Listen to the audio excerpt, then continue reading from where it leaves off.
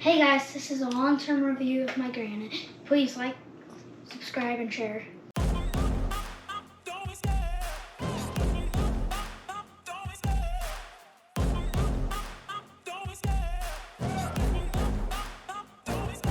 I love the chase and the hunt, and I set the pace when I'm running. I always take what I want and I always give it 100. Don't need a bank, no, I'm funded. Play the game like it's nothing. I'm always thankful for something. Don't take for granted, stay humble. Now wake up!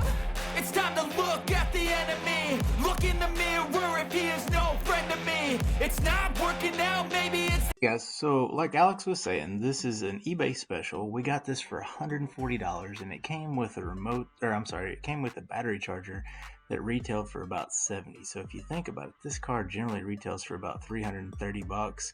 We really got a heck of a deal on it. So dads, if you're out there, buying a hobby grade car shouldn't scare you because parts are very available and very cheap.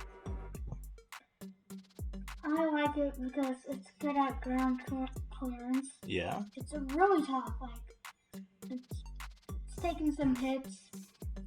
As y'all see through the video, Alex and I both landed on the nose a couple times, and as far as the ground clearance, man, it does. You can take it out in the street and it does great. It's tall grass, it does great, and y'all see later in the video, it's great in the sand too. It's pretty fast. It's fast on freeways. It goes pretty fast. It can go like 60 or plus miles per hour. Yeah, I think it's closer to 50, but it's still really fast. I mean, if you change the pin, you could probably get it up to 60. It's good at like climbing and all of that. It's a good climber. Later on in the video, Alex is climbing a retaining wall at the beach, and almost vertical, and it climbs it pretty well. Yeah. The 4x4 works well. It has really good grip. Yeah, the tires that the Granite comes with, I forget what the D-boot something or other, but they're really aggressive and grippy, and especially when we're out on the beach later in the video, you'll see just how much sand it slings. It's a 1/10 scale car. I thought it was an 8 scale. Yeah. So guys, what y'all may or may not know if you're new to the hobby is 10 scale seems to be kind of the sweet spot. So the 8 scale stuff is real fun, can be real fast, but it can be a little bit more difficult to manage. And then the smaller you get, sometimes they get a little harder to control at faster speed. It's hard to get the body clips on there. I wish Arrma would make a different system. Yeah.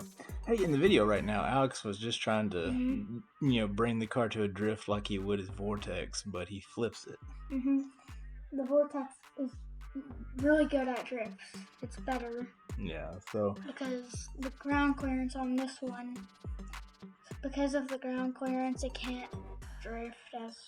Yeah, the ground clearance means it has a higher center of gravity, so when Alex is about to slide right now, it's not going to slide like he was expecting his Vortex to, so he rolled it over a little bit.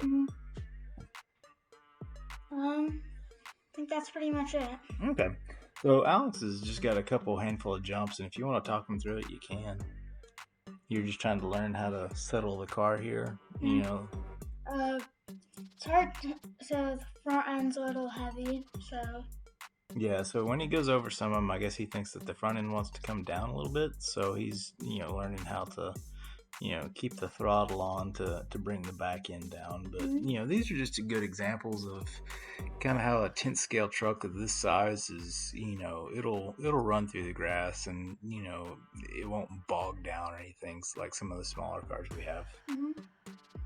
Like we were testing a Hyper Go earlier, and it's a lot of fun out on the street and short grass, but when it gets in the tall grass, it just bogs down.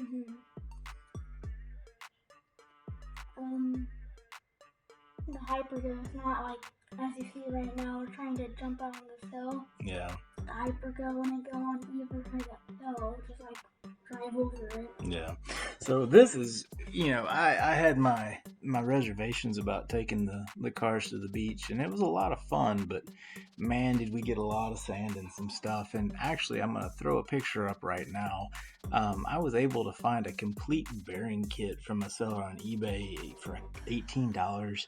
And when we got these back home, I took them completely apart, put all new bearings in it, and re-grease the differentials. And my oldest son was actually having so much fun, he wasn't paying attention to how hot it got, and he actually seized a bearing up in the motor.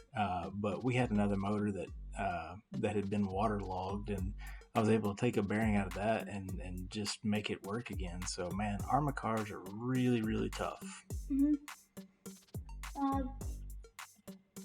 So the skid plates we have on there are really good at protecting the hood and not getting the hood scraped. Oh yeah, we put some aftermarket 3D printed skid plates on there, and it does help a little bit. Mm-hmm.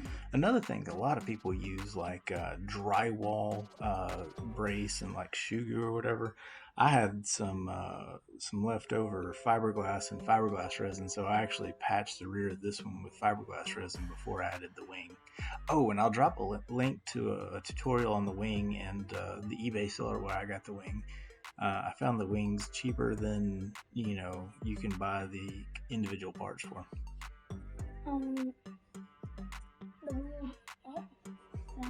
That's fine. Hey guys, I hope you guys enjoyed the review.